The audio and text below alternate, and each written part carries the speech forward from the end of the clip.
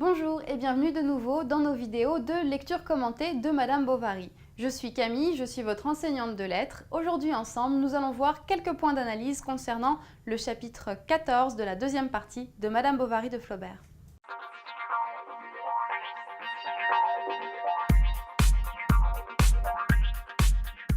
Aujourd'hui, dans cette vidéo d'analyse, nous allons nous focaliser sur un tout petit passage de la page 291 de mon édition. C'est ce passage où Madame Bovary croit ressentir une agonie. Qu'est-ce que ça a d'important pour nous ce passage? Eh bien, c'est parce que Flaubert a construit en fait l'impression d'agonie de Madame Bovary selon un tableau qu'il avait déjà vu à Florence. Alors ça, on le sait par les notes qu'il a prises lors de son voyage à Florence et par le manuscrit de Madame Bovary. Vous allez voir, c'est intéressant. Déjà pour resituer, donc je vous rappelle, après son épisode nerveux qu'elle a eu lorsque Rodolphe lui a annoncé qu'il la quittait, Emma à un moment se sent mourir. Elle a l'impression vraiment qu'elle est en train de partir, elle a une vision de Dieu. Le curé vient pour faire les dernières onctions, féliciter, met des pétales de fleurs par terre. Et après, quand elle revient à elle parce que finalement c'était qu'une impression d'agonie, elle va se lancer à corps perdu dans la religion, ce qui est en quelque sorte son réflexe de survie, on l'a vu, quand elle se sent mal. Cette scène d'agonie est intéressante parce que c'est un écho à la seconde scène d'agonie, et la véritable, qu'on va donc trouver à la fin du roman, lorsqu'Emma va se suicider. Et en fait, c'est un écho que construit Flaubert de manière très ironique, parce que cette première scène, impression d'agonie que ressent Emma à la page 291, est absolument contraire à l'agonie qu'elle va connaître finalement, parce qu'elle a des visions célestes, elle a des visions magnifiques et de divinité. Et finalement, quand elle va vraiment mourir, ça va être une scène atroce, pleine de douleur, de descriptions insupportables, etc.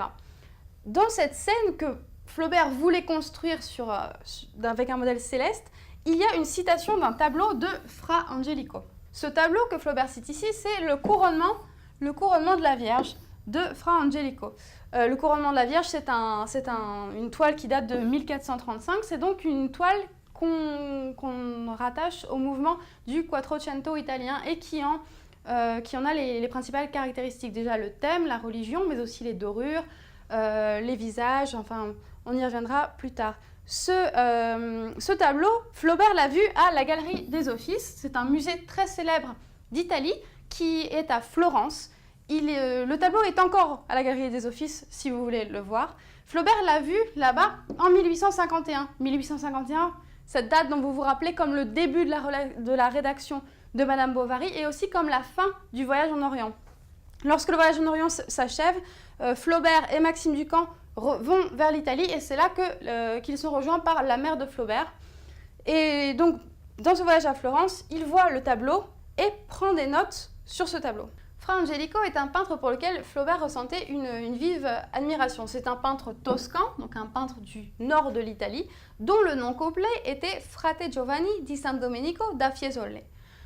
Quand il voit le tableau à la Galerie des Offices, Flaubert ressent une véritable admiration pour ce tableau de Fiesole. Il appelle Fiesole et non pas Fra Angelico. Vous vous rappelez qu'à l'époque, Flaubert accumule des notes de voyage qu'il n'a pas l'intention de publier, mais qui ont été publiées depuis, de manière tout à fait posthume, dans un ouvrage qui s'appelle Voyage en Orient. Et si vous ouvrez Voyage en Orient aujourd'hui, vous trouverez une description de ce tableau qui correspond à la description de la scène d'agonie de Madame Bovary. C'est ce qu'on va voir tout de suite. Alors, voici la description de l'agonie de Madame Bovary. On va mettre en évidence plusieurs éléments. Les rayons de 2 cierges brûlants lui parurent être des gloires éblouissantes. Alors, il y a donc 2 cierges qui brûlent près d'elle. Elle les confond avec des gloires éblouissantes, ce qui peut tout aussi bien dire un ange. Alors, elle laissa retomber la tête, croyant entendre dans les espaces le chant des harpes séraphiques. Un élément que je souligne également. Et apercevoir en un ciel d'azur, sur un trône d'or, au milieu des saints, tenant des palmes vertes, Dieu le Père, tout éclatant de majesté, et qui, d'un signe, faisait descendre vers la terre des anges aux ailes de flamme pour l'emporter dans leurs bras. Ici, vous voyez que les anges aux ailes de flamme pourraient tout à fait être les 2 cierges qu'Emma confond avec les gloires éblouissantes. Ici, ces éléments que j'ai soulignés, ainsi que la présence de Dieu, vont être repris, enfin sont déjà dans le tableau et Flaubert les reprend tels quels. D'autres éléments, comme par exemple le ciel d'azur ou les palmes vertes, sont visiblement des éléments que qu'Emma emprunterait dans sa vision mystique à la littérature exotique qu'elle aime tant. Rappelez-vous, Bernardin de Sapierre, Paul et Virginie, on en a déjà parlé.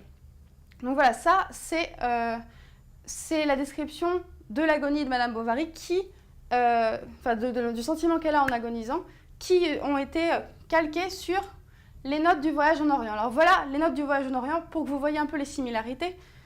Déjà, il y a le terme au milieu, assis, Jésus et la Vierge. Bon, Jésus devient Dieu dans la version de Madame Bovary, mais vous voyez que dans le premier tableau, il y a une présence de la Vierge. Alors qu'Emma voyait plus, en gros, des anges qui venaient pour la chercher. Ce qui voudrait dire qu'en fait, par rapport au véritable tableau, Emma s'identifie à la Vierge qui serait en pleine ascension vers le ciel pour aller s'asseoir à côté de Dieu. De chaque côté, entassement d'anges jouant du clairon et d'immenses trompettes minces évasées du bout et de couleur noire. Devant cette cour, en avant du couple céleste, de chaque côté, et là on retrouve, regardez bien, deux grands anges aux longues ailes minces, fulgurantes. Et cet adjectif est particulièrement intéressant parce que, étymologiquement, il est rapproché du feu. Donc ces deux grands anges aux longues ailes minces et fulgurantes sont en fait les bougies qu'Emma, dans son hallucination d'agonie, confond avec des anges. Vous voyez un peu l'ironie de Flaubert, qui est en gros en train de mettre son héroïne face à un tableau, face à une vision qu'elle invente depuis deux objets vraiment tout à fait prosaïques, des bougies, des cierges, qui ont l'air d'introduire la cour. Deux anges musiciens et deux autres plus avant qui encensent. Alors ces anges musiciens, ce sont ceux qui tiennent les harpes séraphiques qu'Emma croit entendre au moment de l'agonie. Je vais vous montrer maintenant la toile pour que vous puissiez juger par vous-même. Donc voilà, normalement, dans la vision d'Emma, il n'y a pas la Vierge encore, mais il y a les harpes que vous voyez ici sur les côtés, ainsi que les anges aux ailes flamboyantes qui sont ici. Et on voit aussi donc les deux anges qui font écho aux deux cierges. Maintenant, nous allons nous demander rapidement quel était l'intérêt pour Flaubert qu'Emma Bovary rêve de ce tableau. Pourquoi Flaubert voulait-il qu'Emma ait cette vision précisément? Car dans les notes préparatoires de cette scène, dans le scénario qu'il élabore pour écrire le roman, Flaubert note « Maladie, communie dans son lit, idées religieuses, vision de Fiesole ». Donc Fiesole, si vous vous rappelez, c'est le vrai nom de Fra Angelico. Donc c'est une référence artistique, ce tableau, le couronnement de la Vierge de Fra Angelico, c'est une référence artistique que Flaubert choisit pour montrer qu'Emma, ici, est en train de s'identifier elle-même à la Vierge. Et oui, parce que vous vous rappelez, il y a toujours ce thème du martyr, elle voudrait se sacrifier. Et il y a ce thème de la pureté. Ce sentiment d'agonie, c'est un moment qui précède le moment où elle va vouloir devenir sainte. C'est au bas de la page 291.